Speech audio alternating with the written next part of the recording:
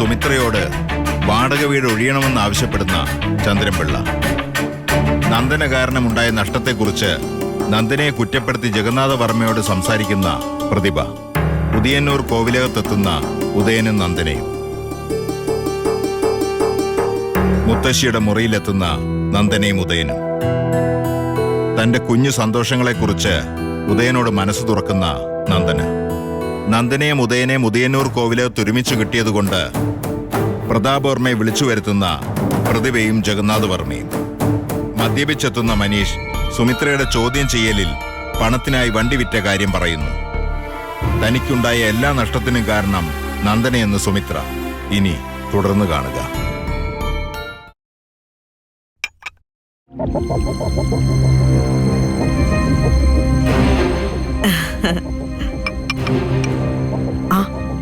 വരുന്നുണ്ട്. നീ അങ്ങോട്ടിരുന്നേ, അങ്ങോട്ടിരിക്കടാ. എന്താ ഒരു നാണം, ഇരിക്കങ്ങട്ട്. നീ കുളിച്ചു അല്ലേ? നല്ല ഫ്രഷായിണ്ട്. വെള്ളത്തിന് നല്ല തണുപ്പ്. ഇവിടെ വന്ന ഞാനും സാധാരണ കുളിക്കാണ്ട് പോയില്ല. കൊതിപ്പിക്കുന്ന തണുപ്പല്ലേ വെള്ളത്തിന്. ഇന്ന് പക്ഷെ കുളിക്കാൻ സമയമില്ല. രാത്രി തന്നെ എനിക്ക് തിരിച്ചു പോണ്ടേ. പ്രതാപട്ടൻ ഇങ്ങോട്ടായിട്ട് വന്നതാണോ? പറഞ്ഞില്ലേ ഉദയ, ഒക്കെ യാദൃച്ഛികമായിട്ടാ. നാട്ടിലെ സഹകരണ ബാങ്കിന്റെ പ്രസിഡന്റ് ഞാനാ. ബാങ്കിന്റെ ഭാഗ്യം. അതുമായി ബന്ധപ്പെട്ട് വകുപ്പ് മന്ത്രിയെ ഒന്ന് കാണാൻ തിരുവനന്തപുരം വരുന്നു പോയി. മടക്ക യാത്രയിൽ ഇതിലേ വന്നപ്പോ തോന്നി ഇവിടെ ഒന്ന് കേറിക്കളയാന്ന്. വന്നപ്പോഴോ വിരുന്നുകാരായി നിങ്ങൾ രണ്ടുപേരും. അങ്ങനെ വിരുന്നുകാരായി 3 പേരായി. എന്നെ വിരുന്നുകാരനായിട്ട് കൂട്ടല്ലേ പ്രതിഭേ. ഇവരല്ലേ ശരിക്കും ഗസ്റ്റ്. അപ്പോഴേ ഉദയ, വലിയ അളിയൻ ഒരേ നിർബന്ധം. എന്തായാലും സന്തോഷത്തിന്റെ ദിവസ നമുക്കൊന്ന് കൂടിയാലോന്ന്. സംഗതി ഇരിക്കുന്ന കണ്ടില്ലേ? എനിക്കറിയാം ഉദയന് ഇതൊരു ഹാബിറ്റ് അല്ലെന്ന്. ബട്ട് ഓൺ സ്പെഷ്യൽ ഒക്കേഷൻസ് എന്തു പറയുന്നു ഉദയ? ഉദയേട്ടൻ കഴിക്കുന്നതിൽ നന്ദനയ്ക്ക് അഭിപ്രായ വ്യത്യാസം ഉണ്ടായിരിക്കും അല്ലേ? എനിക്കങ്ങനെ അഭിപ്രായമുള്ള കാര്യമല്ല, പക്ഷേ അഭിപ്രായ വ്യത്യാസമല്ല. ഇതാണ് ഉത്തമ പത്നി. ഇങ്ങനെ മാതൃകാ ദമ്പതികളായിട്ട് മുന്നോട്ട് പോണം നിങ്ങള്. അപ്പൊ വെല്ലുവിളിയോ ഇനിയേ അമന്തിക്കണ്ട, ഒഴിക്കങ്ങട്.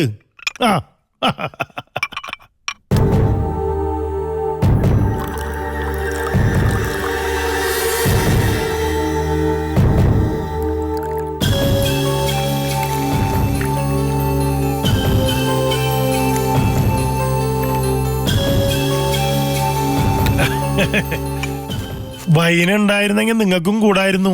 ഇരിക്കണുണ്ടോ പ്രതിഭേ? ഇല്ലല്ലോ പ്രതാപേട്ടാ. ഐശ്വര്യായിട്ട് അങ്ങോട്ട് വേടിക്കടാ.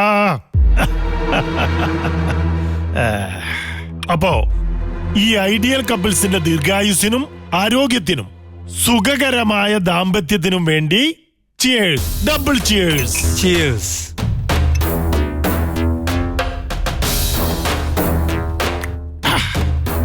ഓരോ ധാന്യത്തിലും അത് കഴിക്കേണ്ട ആളുടെ പേര് എഴുതപ്പെട്ടിട്ടുണ്ടെന്ന് പറയാലോ.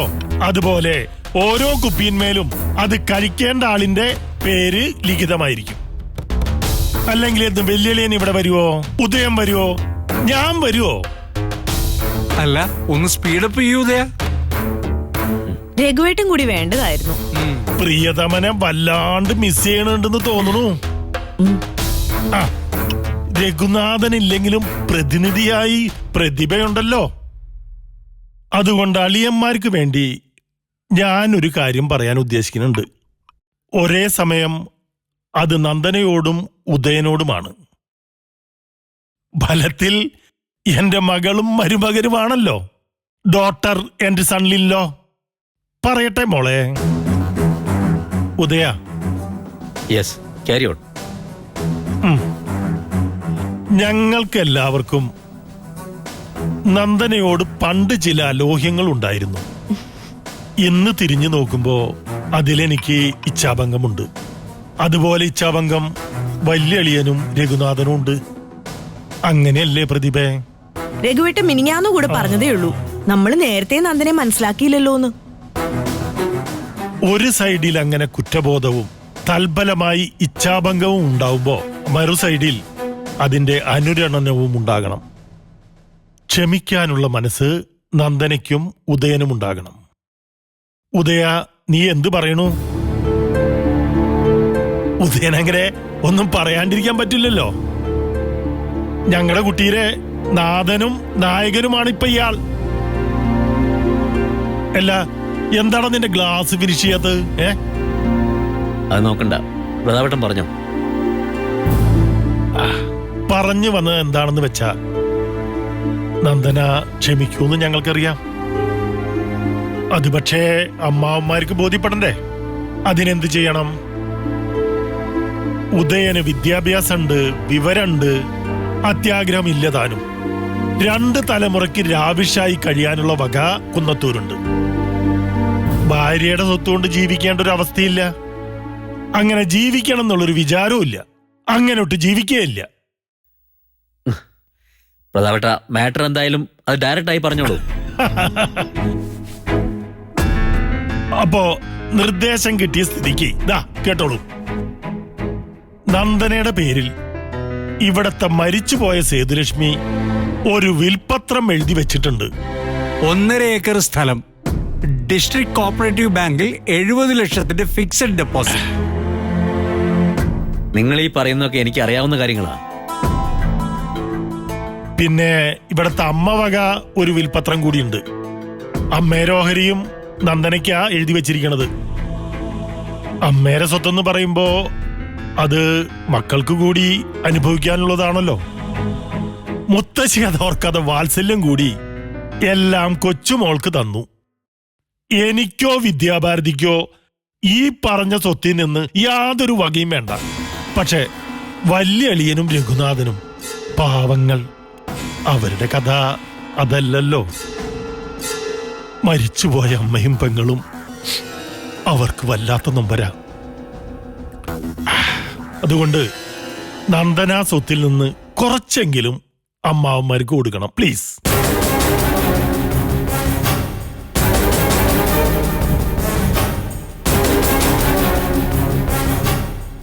മൊത്തം വേണമെന്ന് പറയണില്ല. മോളുടെ സന്മനസ്സുകൊണ്ട് അങ്ങനെയും ചിന്തിച്ചാലോ? അങ്ങനെ ചെയ്യുന്നതുകൊണ്ട് നന്ദനയ്ക്കൊരു നഷ്ടവും വരില്ല, മേൽഗതിയേ ഉണ്ടാവുള്ളൂ. ദാനധർമ്മം പോലൊരു പുണ്യകർമ്മം മറ്റെന്താ ഉള്ളത്?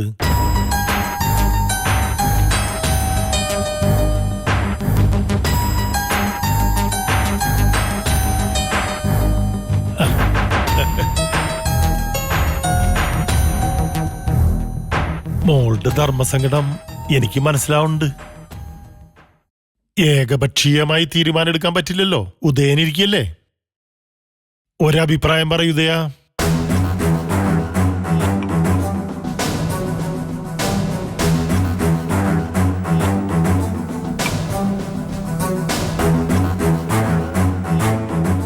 പ്രതാപേട്ട, സ്വത്ത് നന്ദനയുടേതാ, നന്ദന എന്റേതാ. പക്ഷേ സ്വത്ത് എന്റേതല്ല. സോ ഡിസിഷൻ എടുക്കേണ്ടത് നന്ദനയാ, അയാള് മാത്ര. ഓക്കെ?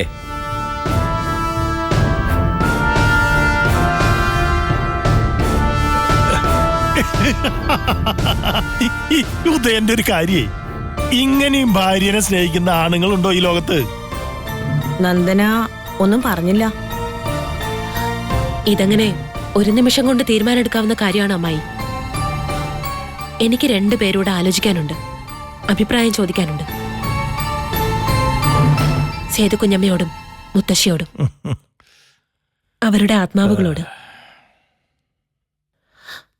അതല്ലേ അതിന്റെ ശരി.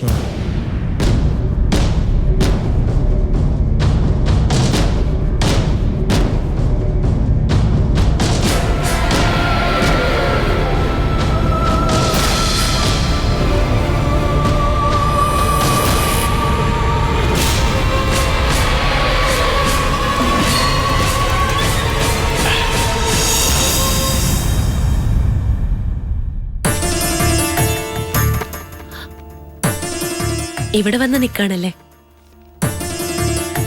ഞാൻ അമ്മാവനോട് പറഞ്ഞിട്ട് പോന്നത് വേണ്ട നന്ദന, ലീവ് ഇറ്റ്. നമ്മുടെ മൂഡ് കളയണ്ട. എന്നാലും കുടുംബസ്വത്തിന്റെ കാര്യത്തിലുള്ള എന്റെ അഭിപ്രായം അറിയണ്ടേ? ഇപ്പോഴോ? അവരുടെ മുന്നിൽ വെച്ച് ഭംഗിവാക്ക് പറഞ്ഞല്ല ഞാൻ. നമുക്കിപ്പോ ഡിസ്കസ് ചെയ്യാവുന്ന വിഷയമല്ല അത്. അതോ സ്വത്തും പണമൊക്കെ തന്റെ ചിന്തകളെ അലട്ടാറുണ്ടോ? ഇല്ല, ഞാൻ അതിനെപ്പറ്റി ഒന്നും ആലോചിച്ചിട്ടില്ല. പിന്നെ കുന്നത്തൂരെ ബിസിനസ്സിൽ ശ്രദ്ധിച്ചത് അതിൽ ഇടപെടേണ്ടി വന്നതുകൊണ്ടാ. അത് തുടർന്നും വേണ്ടി വരും. ബിസിനസ്, മണി മാനേജ്മെന്റ്, ഇതൊന്നും എനിക്ക് പറ്റില്ല. അതിനുള്ള ക്ഷമയില്ല, കോൺസെൻട്രേഷൻ കിട്ടില്ല, മനസ്സിൽ അതൊന്നും നിൽക്കില്ല. മനസ്സിൽ നിറഞ്ഞു നിൽക്കുന്നത് നാടകമാണെന്ന് എനിക്കറിയാം. നാടകമുണ്ട്. എന്നാ അതിനൊപ്പം മനസ്സിന്റെ അരങ്ങിൽ നിറഞ്ഞു നിൽക്കുക താൻ.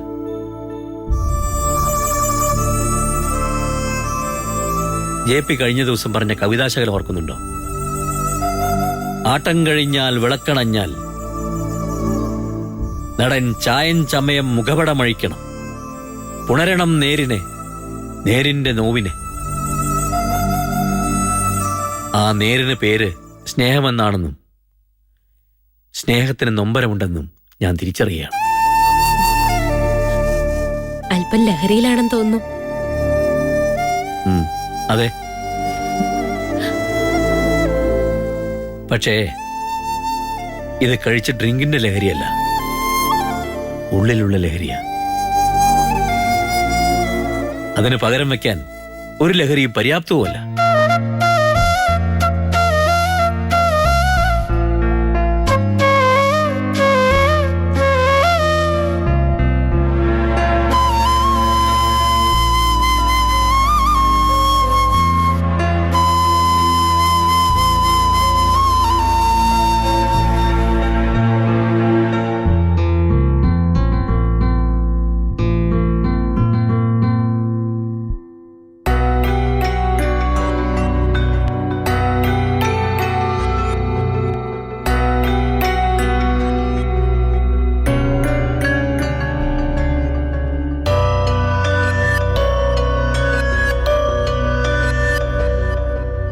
ചായ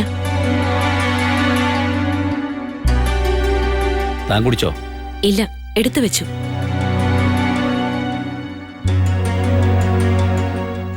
എന്തു പറ്റി? ഒരു പ്രത്യേക പുഞ്ചിരി കാണുന്നു. ഞാൻ ഓർക്കായിരുന്നു, ഇതുപോലെ ഒരു രാവിലെ നേരത്ത് ഇതേ ബാൽക്കണിയിൽ വെച്ചുണ്ടായൊരു സംഭവം. കല്യാണം കഴിഞ്ഞ് നമ്മൾ ആദ്യമായി ഇവിടെ വന്നതിന്റെ പിറ്റേന്നാണ്.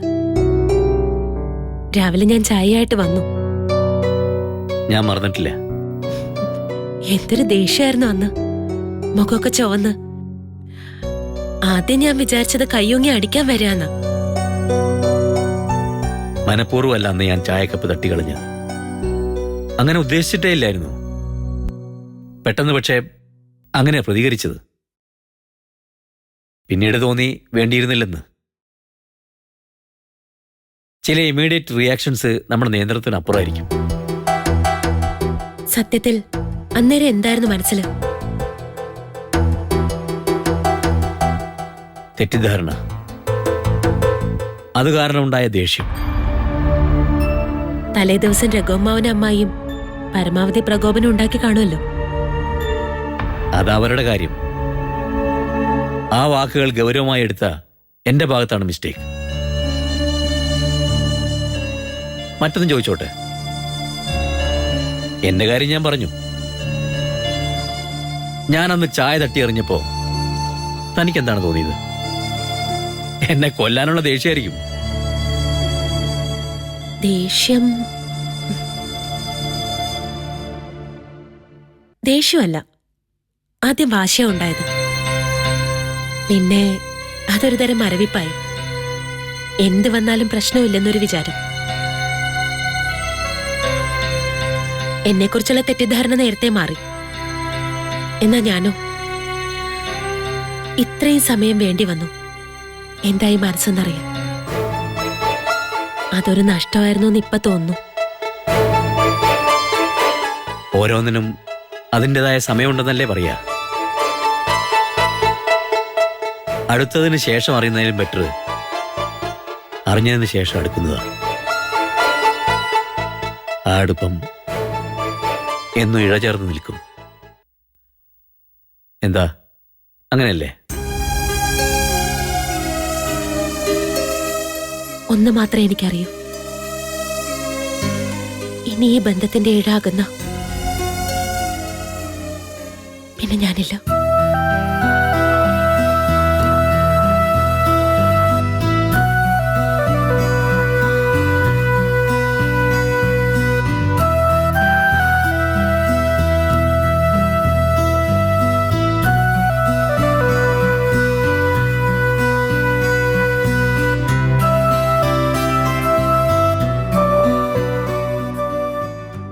ചായ കുടിച്ചില്ല? മതി. അറിയോ ഒന്നുകൂടെ ചൂടാക്കി കൊണ്ടുവരാം. ഏയ് മതി.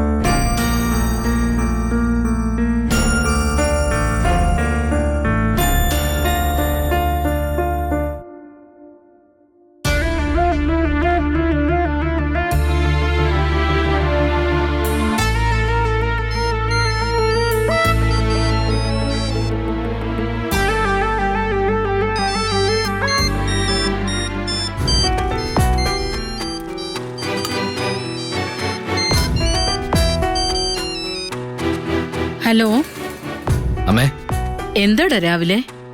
അമ്മ ഇപ്പൊ എവിടെയുണ്ട്? ഹ, ഇതെന്ത് ചോദ്യമാ? ഞാൻ വീട്ടില്, അല്ലാതെ എവിടെ പോനാ? എന്താ ഇപ്പൊ അങ്ങനെ ചോദിക്കാൻ കാരണം? ഒന്നുമില്ല, ഞാനൊരു സ്വപ്നം കണ്ടു. ഞാൻ വീട് വിട്ടു പോകുന്നതായിട്ടാണോ സ്വപ്നം കണ്ടത്? അമ്മയ്ക്കെന്തോ സുഖമില്ലാതെ വന്ന പോലെ. ഓ, സ്വപ്നത്തിലെങ്കിലും നീ അത് ഓർക്കുന്നുണ്ടല്ലോ. ആരാ?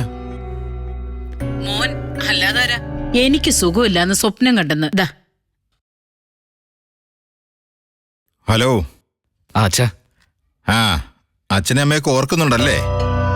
എന്നാ ഞങ്ങൾക്കേ നിന്നെ പ്രത്യേകിച്ച് ഓർക്കേണ്ട ആവശ്യമൊന്നുമില്ല. മനസ്സിൽ നിന്ന് ഒരു നിമിഷമെങ്കിലും മാറുന്നെങ്കിലല്ലേ ഓർക്കെന്നുള്ള പ്രശ്നം വരുള്ളൂ. ആ ശരി, ഇന്ന് വർക്കിംഗ് ഡേ അല്ലേ? അതെ. ആ, എന്നാ പിന്നെ ആയിക്കോട്ടെ. അമ്മയുടെ കയ്യില് ഫോൺ കൊടുക്കണോ? ഏയ് വേണ്ട. ആ, എന്നാ ശരി.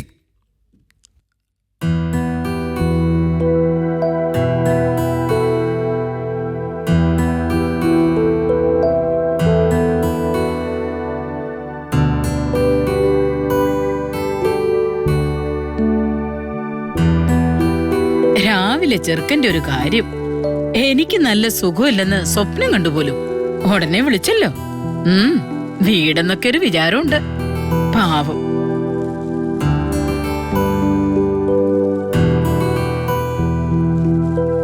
ദാ ചായ കുടിക്കേ. അയ്യോ അയ്യോ, എന്തു പറ്റി ചേട്ടാ? അയ്യോ എന്തു പറ്റി? അയ്യോ ചേട്ടാ ചേട്ടാ, അയ്യോ ചേട്ടാ, കണ്ണും തുറന്നേ. ഈശ്വര,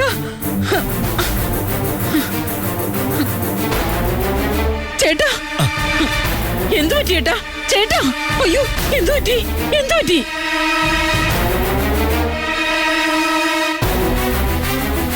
എന്തു പറ്റിയെന്ന്